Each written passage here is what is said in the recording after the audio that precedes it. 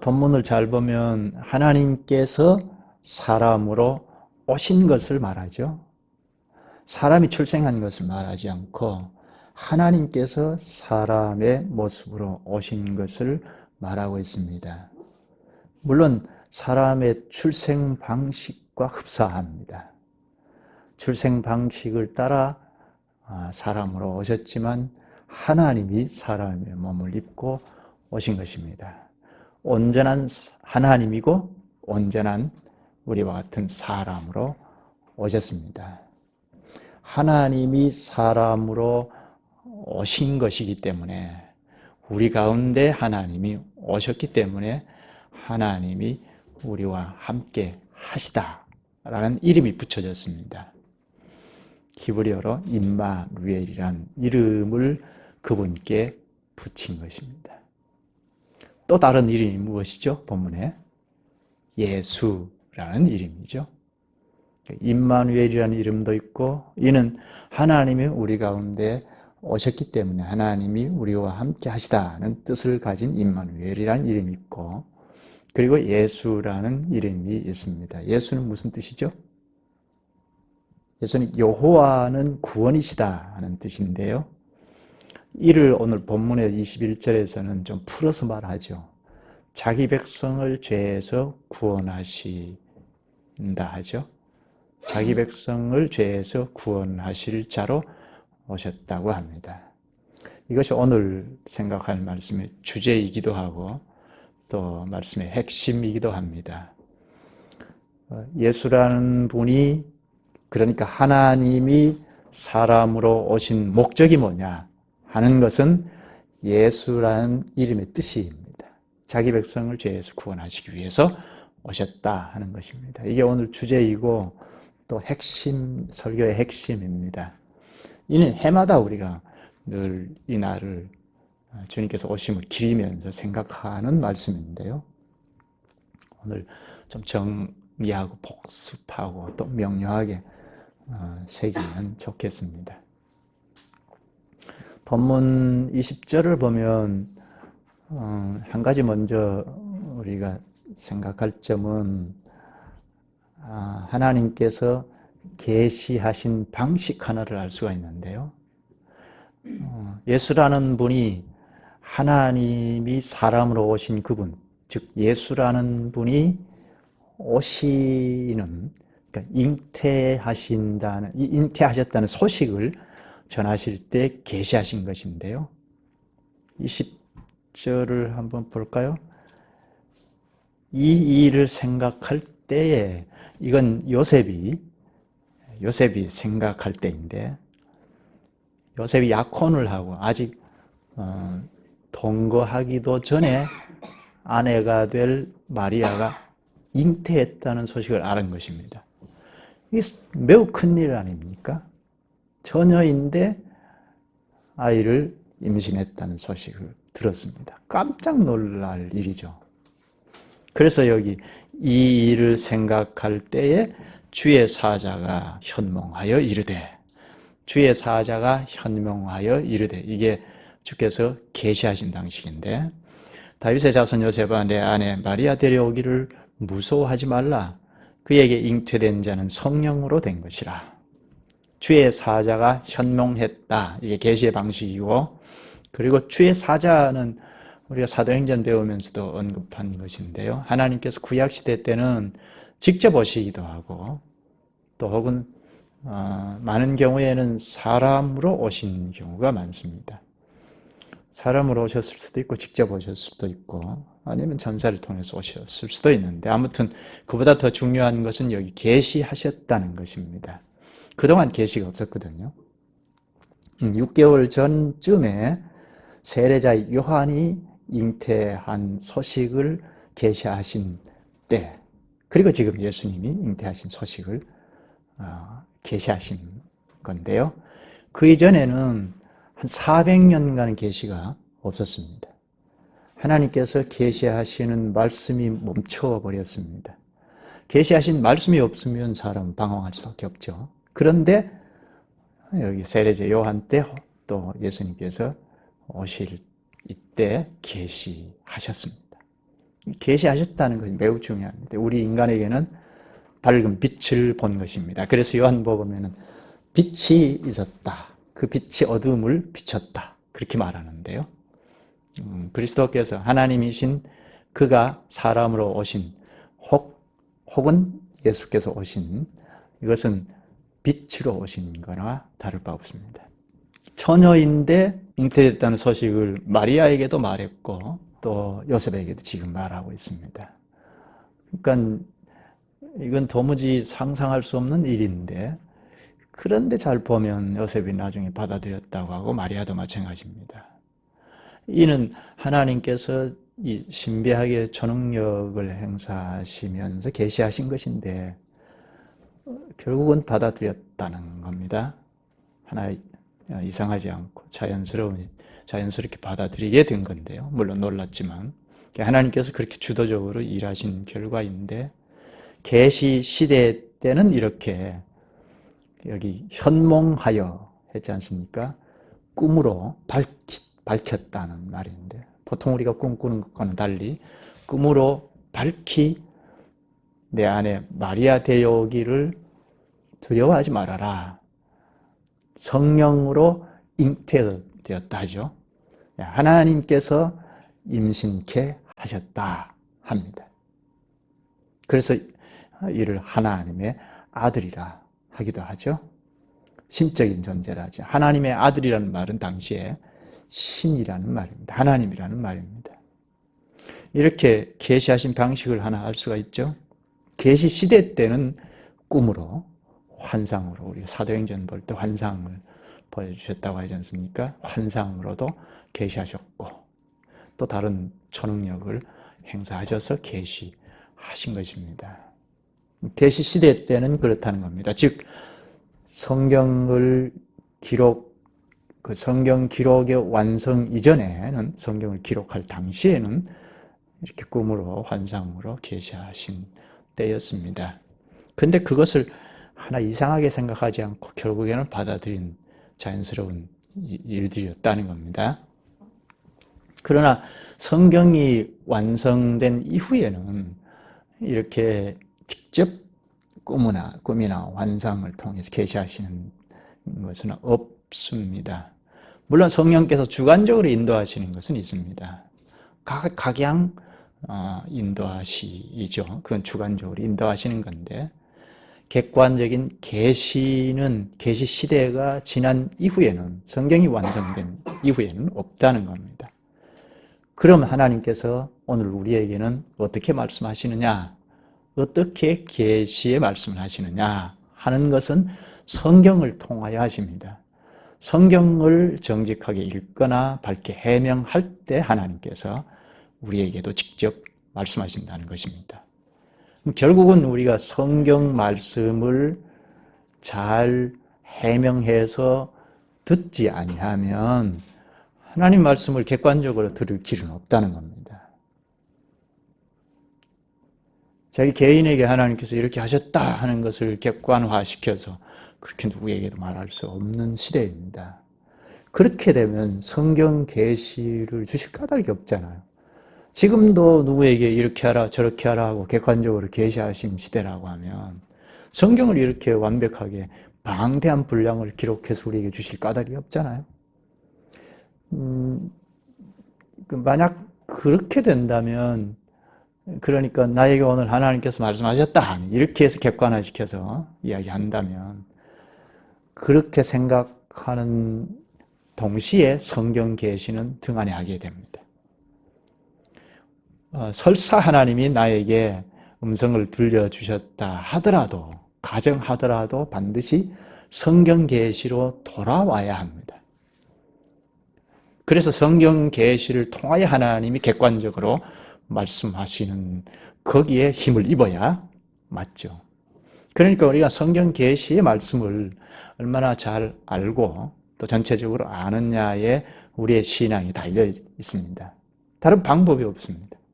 하나님께서 가르쳐 주신 성경 계시의 말씀을 점점 명료하게 그리고 전체적으로 아는 것과 비례해서 우리 신앙이 명확하게 전체적으로 균형을 잡아서 갈 수가 있습니다. 성경 계시를 우리가 잘 해명해서 듣는다는 것이 이처럼 중요합니다. 그런데 여기 예수님께서 오신 목적이 무엇이냐 하는 것입니다. 이미 서두에서 말했죠. 예수라는 이름에 오신 목적이 가르쳐진 거죠. 예수라는 이름이 무슨 뜻이라고요? 요한은 구원이시다는데 여기 21절에는 좀 풀어서 자기 백성을 죄에서 구원할 자라 하죠. 예수님께서 이 땅에 오신 목적은 자기 백성을 죄에서 구원하시러 오신 것입니다. 이게 이 땅에 오신 목적의 핵심입니다. 21절을 볼까요? 아들을 낳으리니 이름을 예수라 하라. 이는 그가 자기 백성을 그들의 죄에서 구원할 자이심이라 하니라. 예수라 하라. 이 이름이 하나님께서 직접 지어주셨습니다. 세례자 요한도 그랬죠. 하나님께서 직접 지어주셨습니다. 여기 자기 백성을 죄에서 구원할 자라 하죠. 주께서 이 땅에 오신 목적을 핵심으로 말했습니다. 자기 백성은 예수님께서 자기 백성이 있다는 거죠. 택자를 말하는데 아버지 하나님께서 택한 자를 예수님 자기 백성이라는 겁니다. 그러니까 예수님께서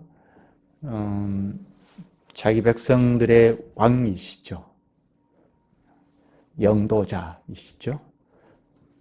그 예수님을 따르는 자들이 하나님의 백성이고 예수 그리스도의 신하이죠. 여기 자기 백성을 구원할 자로 오셨다고 합니다. 그런데 어디에서 구원하려고 한다고 하죠? 어디에서 구원하신다고요? 죄에서. 죄에서 구원하신다고 합니다. 왜 죄에서 구원하신다고 했을까요? 우리의 현실은 여러 가지가 있잖아요. 병에서 구원하신다고 하면 얼마나 좋았을까? 병에서 힘겨운 과정을 겪는 분들에게는 그게 절실하잖아요. 또 가난해서 구원하신다고 하면 얼마나 좋았을까? 또 자꾸 나이가 먹어가는, 늙어가는 이 생로병사에서 구원하실 분으로 오셨다면 얼마나 좋을까 생각할 만하잖아요. 우리 현실은 그렇습니다. 그런데 이 죄라는 근본 문제 때문에 생로병사라는 것이 이 땅에 발생이 된 겁니다. 그러니까 이 죄라는 것을 제거하지 아니하면 또 문제가 생깁니다. 병에서 해결되면 끝나는 것이 아니고 또 다른 문제가 생기고 또 다른 문제가 생깁니다. 그러니까 우리 이 지구상에 우리 인류 세계에서 생로병사라는 그 근본 문제인 죄를 해결하기 위해서 오신 것입니다. 최초 사람 아담이 하와와 함께 하나님 앞에서 범죄했죠. 범죄의 근본 원인이 무엇입니까? 여기 죄의 근본 원인, 무엇이 죄라고 하죠? 창세기 3장에 올라가 보면 사탄이 하와를 유혹할 때 선악과를 먹으면 하나님같이 된다 했지 않습니까? 그로부터 하와와 아담이 독립했죠. 하나님의 지도에서 안 받겠다. 내 인생을 내가 경영하겠다고 독립을 했습니다. 이게 죄의 근본입니다. 죄의 본질입니다. 하나님과의 관계에서 하나님의 지도를 안 받겠다는, 독립적으로 살겠다는, 이게 죄의 근본입니다. 아담으로부터 오는 모든 인류는 다 죄인이라는 그 근본은 바로 하나님의 통치를 안 받겠다. 하나님 없어 하는 겁니다. 그 하나님 자리에 하나님 같이 된다는 사탄의 유혹을 받아서 아담으로부터 오는 모든 인류는 다 하나님 자리에 자기가 딱 차지하고 있습니다. 그래서 생각하고 하나님 자리에서 말하고 행동하게 되었습니다.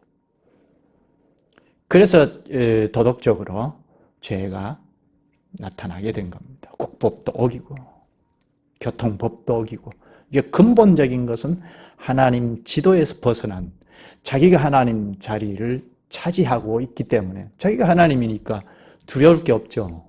자기가 마음대로 하는 거죠. 근데 여기서 우리 하나 꼭 생각할 것은, 이게 흉측한 것만으로 나오는 것이 아니고 진선미로도 나옵니다. 사람들이 볼 때 참이다, 아름답다, 진리다 하는 것으로도 나온다는 겁니다. 그러니까 하나님 앞에 죄라고 할 때 그냥 흉측한 것으로만 생각하기 쉬운데, 그렇지 않고 사람들이 볼 때는 진리다, 참이다, 아름답다 하는 것으로도 나온단 말입니다. 이것조차도 없으면 하나님께서 일반 은총하에 두신 이 세상이 당장 존재하기 어렵죠. 당장 그냥 무조갱이로 다 들어가 버려야 하죠.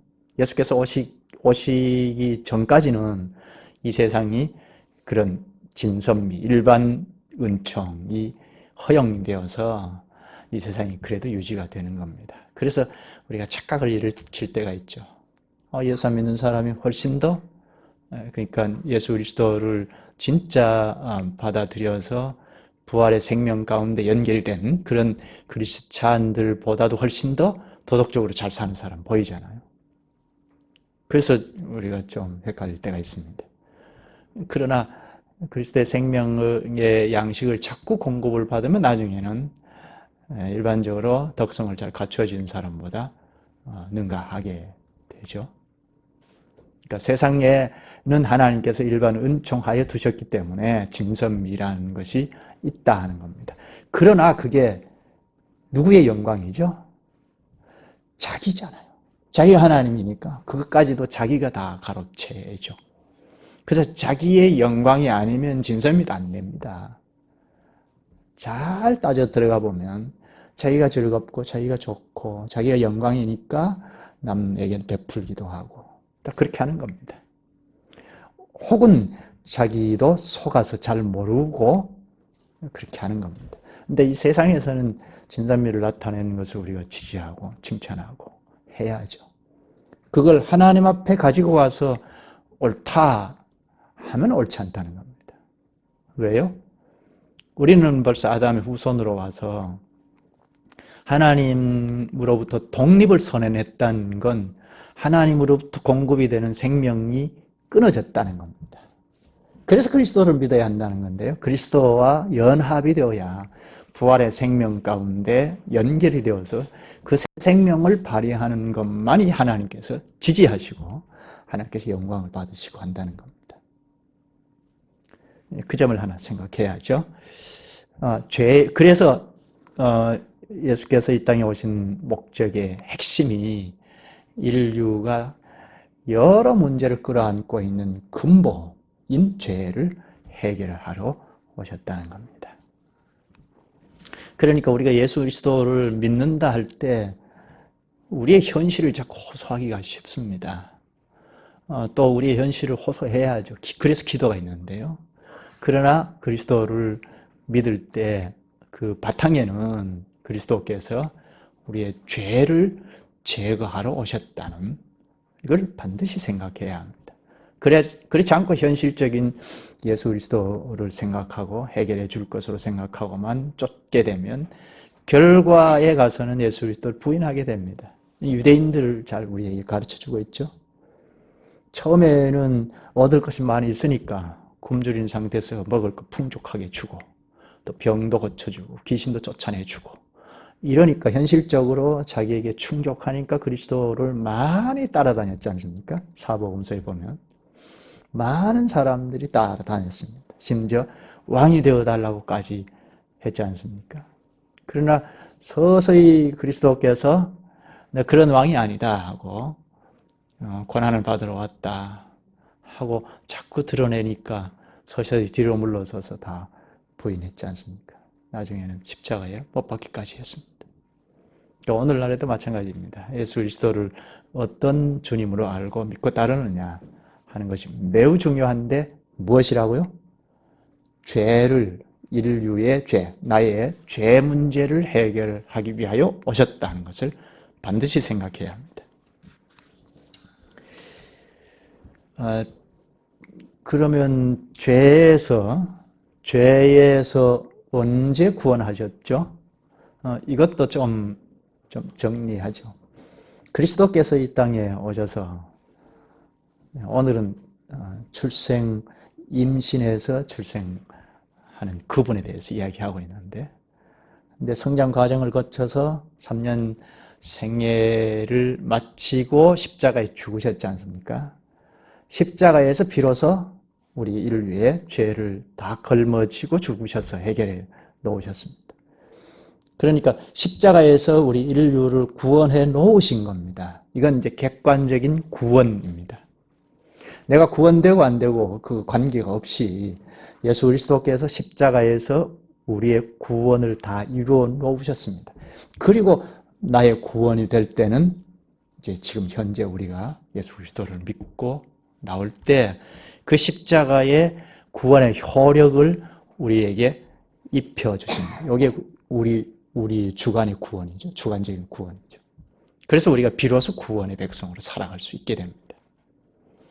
그리스도께서 십자가에 죽으셔서 구원을 다 이루어 놓으셨다 하는 것, 그리고 내가 그 사실을 복음을 통해서 성령께서 깨우치셔서 받아들이고 고백하고 나올 때 비로소 내가 구원의 백성이다 하고 그 십자가의 효력을 입어서 구원의 백성으로 살게 됩니다. 이게 그리스도와 연합이 되는데요. 그럼 끝인가요? 내가 예수 그리스도를 영접했으니까 구원 끝인가요? 그러면 성경이 더 필요하지 않아요. 오늘 본문에서는 죄에서 구원할 자로 오셨다 했는데 우리가 예수 그리스도를 믿음으로 십자가의 효력을 입어서 구원됐어요. 예수 그리스도를 영접해서 구원됐어요. 끝이 아니라는 겁니다. 그래서 성경 계시가 많이 필요한 건데요. 우리를 부활의 생명이신 그리스도와 연합시켜 놓으셨다는 것이 매우 중요한데요. 이게 교회인데요.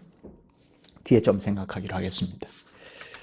하나님의 말씀, 계시의 말씀을 대할 때 꼭 생각할 점이 있습니다. 이걸 한두 가지 좀 짚고 본문으로 들어가죠. 첫째 생각할 것은 하나님께서 말씀을 하실 때, 계시하실 때 그 당시 상황을 놓고 계시하신다는 것 꼭 생각해야 합니다. 성경이 오늘 우리 시대에는 성경이 하나님의 말씀이라는 것을 믿어도 어떤 본문, 성경 전체 혹은 어떤 본문에 들어가서 그 상황을 빼버리면 말만 우리 번역된 글로만 우리가 보니까 우리의 상황, 우리의 어떤 관습, 풍습, 우리의 선지식, 보고 듣고 자란 이 학습된 지식에서 성경을 읽으니까 우리 문화권에서 읽고 하니까 이렇게만 읽을 수밖에 없는데요. 그러면 오해의 소지가 참 많이 있습니다. 잘못 읽게 됩니다. 첫째는 우리가 하나님 말씀인 성경을 볼 때 계시 시대 때도 마찬가지인데요. 계시하실 때 하나님께서 그 당시에 사람들에게 알아먹도록 계시하셔야 그걸 알아먹고 믿고 나와서 구원되기도 하고 하지 않았습니까? 그러니까 하나님께서 도무지 알아먹을 수 없는 걸 계시하실 까닭이 없죠. 그러니까 그 당시 사람들에게 알아먹도록 하시기 위해서 당시 상황, 그 사람들의 인식 수준, 그 사람들의 풍습, 문화 이런 것들을 다 고려하셔서 적절하게 계시하신 것입니다. 그걸 기록으로 남기셨거든요. 그러니까 어떤 본문을 볼 때는 반드시 그 본문에서 하나님께서 말씀하실 때 상황, 그 사람들의 문화, 인식 수준, 풍습 이런 것들을 다 고려하고 읽을 필요가 있다는 것입니다. 어떤 상황에서 말씀하셨는가 하는 건데요. 당시 어떤 사람들의 인식이 있었고 어떤 문화적인 상황이 있었고 풍습이 있었고 이런 상황에서 이런 말씀을 하셨다는 것을 캐낼 때 하나님이 말씀하신 뜻을 정확하게 깨닫게 되죠. 본문의 상황을 생각하지 않고 그냥 읽으면 말만 남게 됩니다. 제가 가끔 예를 드는 건데요. 여기 진아가 이제 앞으로 곧 학교에 간다고 하는데 학교에 가는데 자꾸 아파요. 그러면 엄마가 계속 보낼 까닭이 없잖아요. 오늘 학교 가지 말아라. 내일도 학교 가지 말아라. 그랬단 말입니다. 근데 나중에 다 나았는데도 안 가고 있어요. 왜 안 가느냐 하니까 엄마가 가지 말라고 하지 않았냐. 그러면 순종한 게 아니고 불순종이죠. 말은 순종했지만 그 말 뜻을 잘못 이해했으니까 불순종이죠. 우리가 성경을 볼 때 그렇게 볼 수 있다는 겁니다. 성경이 있으니까 우리가 순종하자 하고 하지만 그게 불순종일 수가 있다는 겁니다. 그건 당시 상황을 빼놓고 보면 그렇게 된다는 겁니다. 진아가 아픈 상황을 염두에 두고 다 나으면 더 힘차게 다녀라는 그 의도를 가지고 학교 가지 말아라고 한 거 아닙니까? 성경에도 그런 경우가 많이 있어요. 그러니까 성경을 볼 때 반드시 본문으로 좀 들어가자 하는 것. 이건 목사가 꼭 생각해야 할 것입니다. 본문을 읽어놓고 쭉 바깥으로 끄집어내와서 어떤 사전 어떤 구조를 끄집어내오는 것처럼 끄집어내와서 이리저리 뭐 요리한다고 이렇게 해서 전하면 본문의 상황에서 벗어나 버립니다. 그럼 말만 남죠. 목사의 어떤 결과는 나올 수 있어요. 가령 그 토기장이가 저기 이천에 가면 도자기 만드는 사람이 있지 않습니까? 토기장이가 밥그릇이라고 해서 하얀 도자기를 만들었어요. 밥그릇을 염두에 두고 만들었어요. 그런데 이것을 사가지고 온 아빠는 이게 너무 보기 좋아요. 하얗게 생겨서 이게 백자 같다 해서 잘 모셔놓자 했어요. 그럼 가족들, 뭐 친인척들까지 이게 도자기인가 보다. 그래서 이렇게 모셔놓는가 보다 하면 아빠의 효력은 나오죠. 그러나 토기장의 효력은 다 삭제된 겁니다. 예를 이렇게 들었는데요. 하나님께서 계시하신 말씀도 그렇다는 겁니다. 이걸 바깥으로 끄집어내 와서 자꾸 목사가 어떤 의도를 가지고 설명하면 할수록 목사의 어떤 결과는 나올 수 있어요. 그러나 원래 계시하신 하나님의 말씀의 뜻은 사라져버립니다.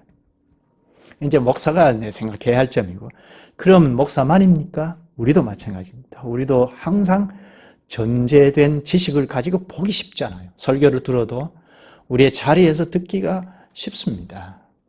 그러니까 가능하면 우리의 상황을 뒤로 하고 당시 상황, 하나님께서 계시하신 말씀의 상황으로 자꾸 들어가는 것이 필요합니다. 그래서 우리가 성경을 자꾸 읽고자 하고 본문을 미리 내주기도 합니다. 본문에 자꾸 밀착해서 친숙할 필요가 있습니다. 당시에 이 계시 시대니까 꿈으로 하셨다는 것 앞에서 말씀을 드렸습니다. 계시 시대니까 이 예수가 나신다는 걸 미리 알리실 때 꿈으로 꿈도 이제 밝히 보여주셔서 계시하셨다는 것을 생각했습니다. 첫째, 당시 상황을 반드시 생각해야 한다는 것 설명이 좀 길었는데, 둘째는 어느 계시의 말씀이든지 그것이 전부 다는 아니라는 겁니다. 이게 한꺼번에 막 쏟아내 놓은 종교 경전이 아니라는 걸 생각해야 합니다. 항상 계시라는 걸 생각해야 하는데, 계시는 당시의 상황을 고려해서 계시하셨다는 겁니다. 그러니까 그 당시 상황을 놓고 계시하셨으니까 다 계시하실 수는 없죠. 그 사람들 인식 수준에 맞추어서 그만큼만 하신 것입니다. 오늘 본문도 그렇습니다. 본문의 계시 내용은 예수님께서 오신 목적을 예수라 하라. 이는 자기 백성을 저희 죄에서 구원할 자라. 이렇게 계시하셨어요. 이건 예수님께서 오신 목적을 알 때, 우리 죄를 해결하러 오시구나. 우리 죄에서 구원하실 자로 오시구나. 이게 하나님께서 의도하신 전부는 아니라는 겁니다. 당시 상황은 그렇게 계시하셨다는 겁니다. 그래서 서두에서 핵심이다. 예수님이 오신 목적의 핵심이라는 말씀을 드렸습니다.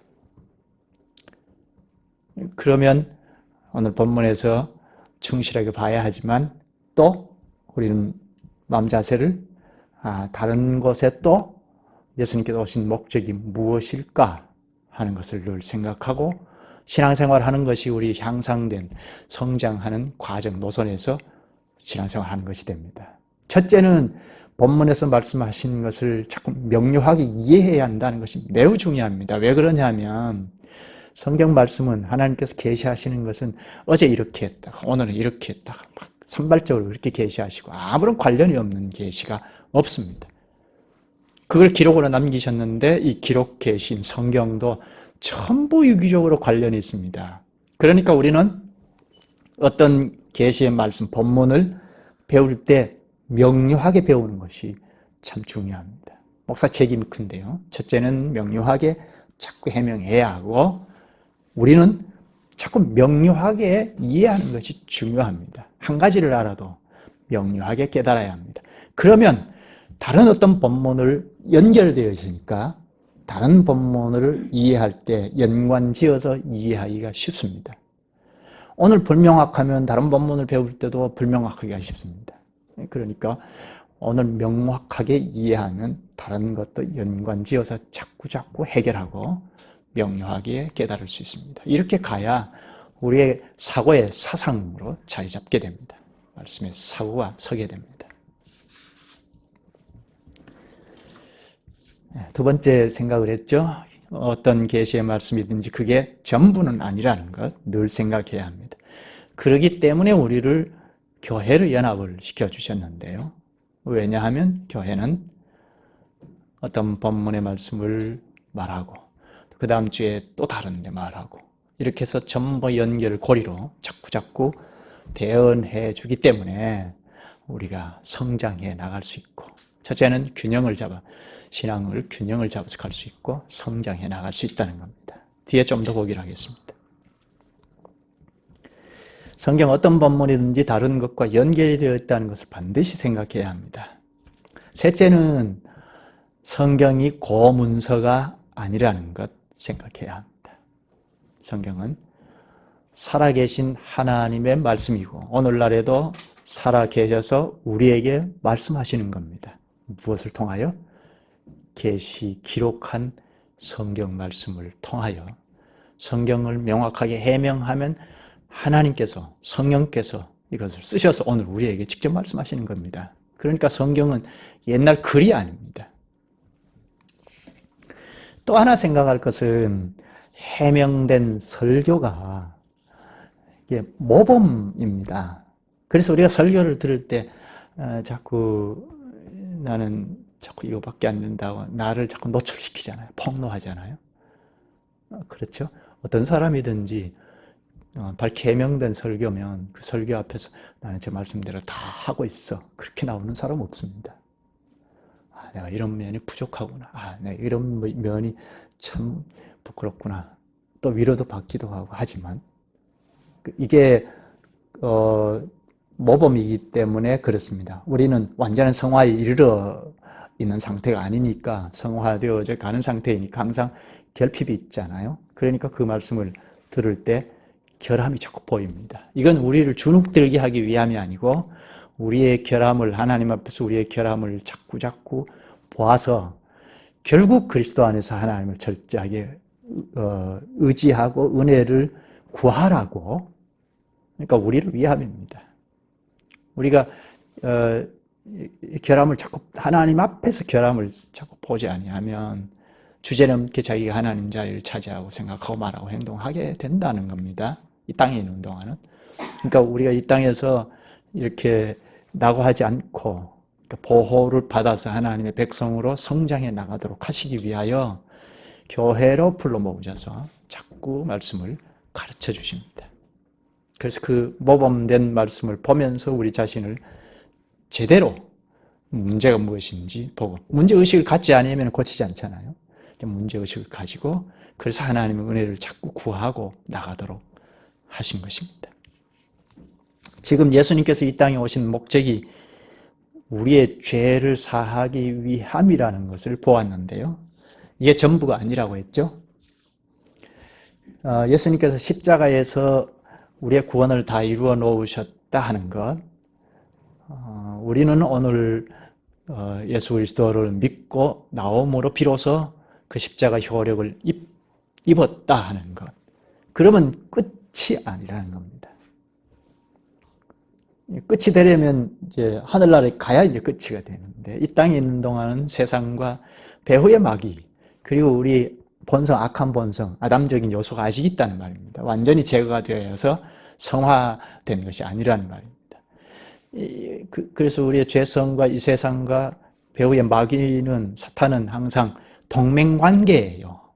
그래서 우리가 그리스도 안에 부활의 생명과 접촉이 되어서 연결이 되어 있다 하더라도 그리스도의 그 부활의 생명과 연관관계에서 두절시키면 바로 세상과 사탄과 내 죄성이 동맹을 맺어서 영락 없이 내가 하나님 노릇하게 됩니다. 그럼 자꾸 내리막길로 타락하게 되고 끝까지 회개하지 않고 돌이키지 않으면 그냥 구제불능이 됩니다. 이런 점 때문에 예수 그리스도께서 공생의 사역 후반부에 가서 내 교회를 세우리라 하시고 약속하셨습니다. 그래서 우리가 그리스도와 신령하게 연합하여 이 지역사회에서 그리스도와 연합한 회중들, 연합된 교회를 형성하고 교회에 참여했는데요. 그래서 교회가 참 중요합니다. 교회를 빼버리면 우리는 홀로 개별적으로 구원의 백성으로 존재하고 살아갈 수가 없습니다. 그래서 예수님께서 사역 후반부에 가서 내 교회를 세우리라 하셨고, 사도행전 2장에 우리가 보았듯이 성령을 보내주셔서 그리스도와 신령하게 연합의 세례를 받은 자들을 교회를 형성케 하셨다는 겁니다. 그래서 어느 시대든지 신약시대에 와서는 그리스도와 연합이 된 교회에 개인이 믿고 나올 때 속하게 하시는 겁니다. 이걸 연합의 세례를 베풀어서 그리스도와 연합했다는 그 증표를 주심으로 그리스도와 연합한 교회에 속하여 살게 하신 것입니다. 골로새서 2장 15절에 보면 십자가로 승리하셨느니라 하지 않습니까? 이거 언젠가 한번 말씀한 건데, 여기 승리했다 하는 것은 당시에 전쟁에서 승리하고 돌아왔을 때 로마 시내를 행진해 나가는 그것을 그리면서 한 말입니다. 승리했다는 말이. 예수께서 십자가에서 승리하시고 포로들을 포승줄에 이렇게 메어 달아 줄줄 따르게 했습니다. 그게 교회인 우리죠. 십자가로 승리하시고 자기 신하들 삼을 자들을 포승줄에 매달아서 따르게 했습니다.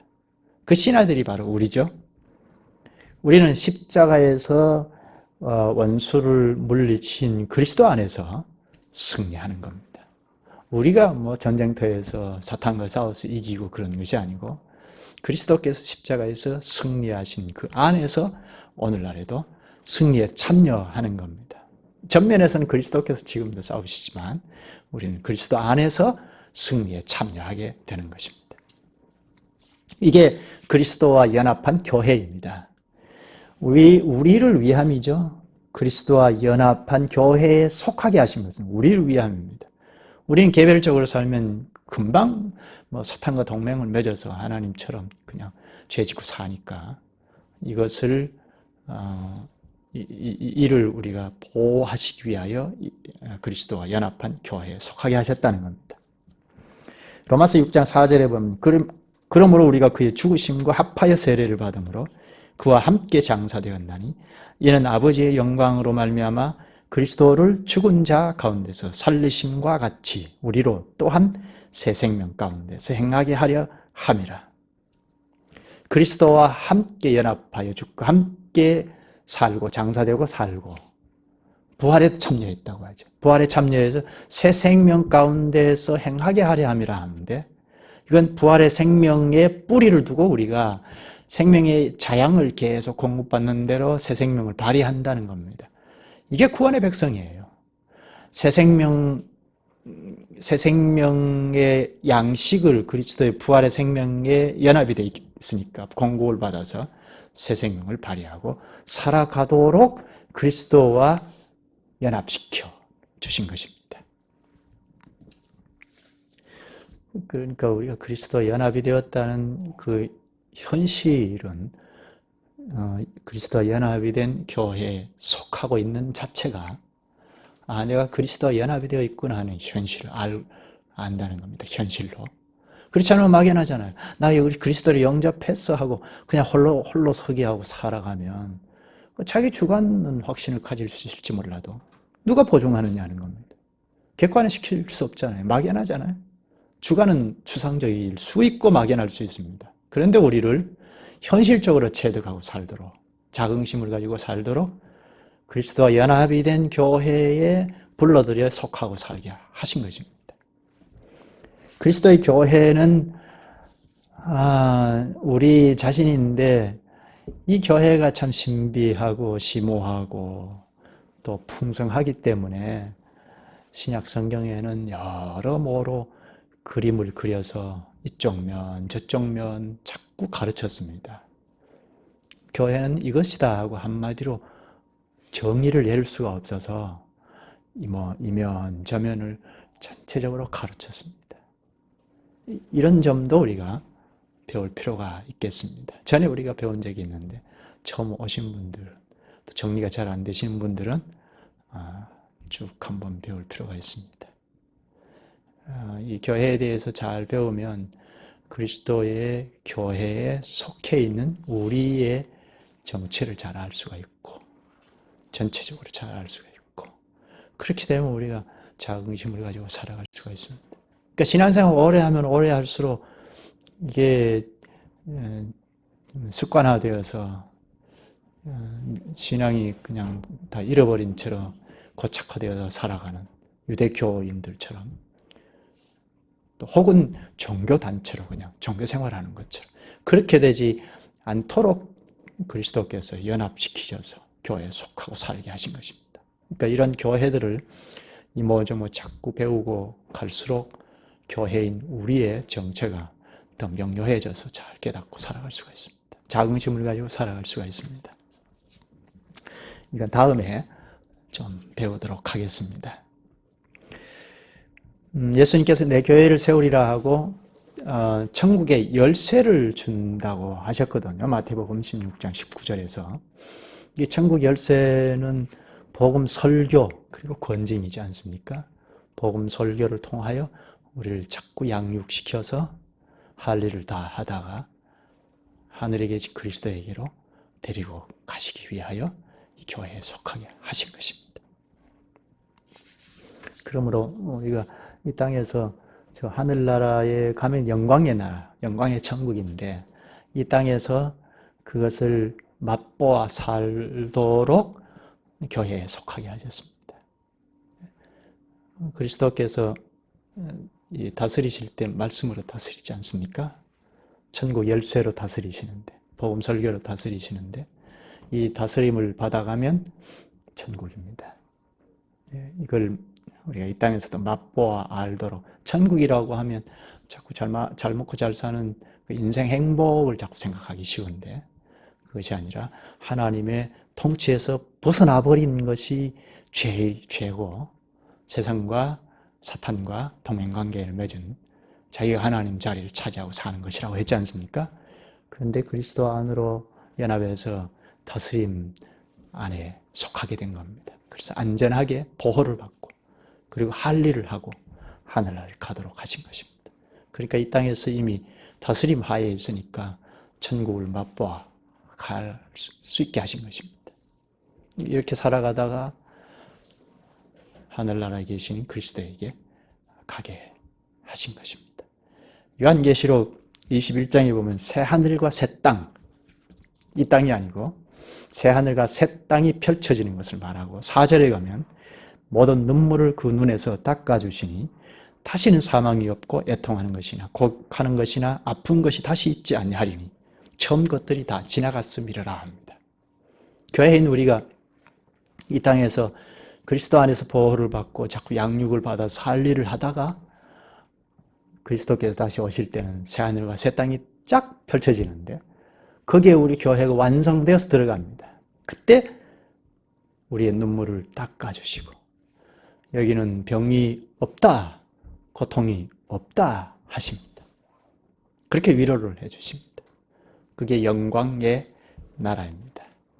그것을 정점으로 하고 목표로 두고 이 땅에 잠시 살게 하신 뜻은 이 땅에서 할 일이 있기 때문입니다. 먼저 된 우리가 할 일을 그리스도의 수족으로 할 일을 하도록 하시기 위함입니다. 이 점은 다음 시간에 좀 더 생각하겠습니다. 기도하시죠.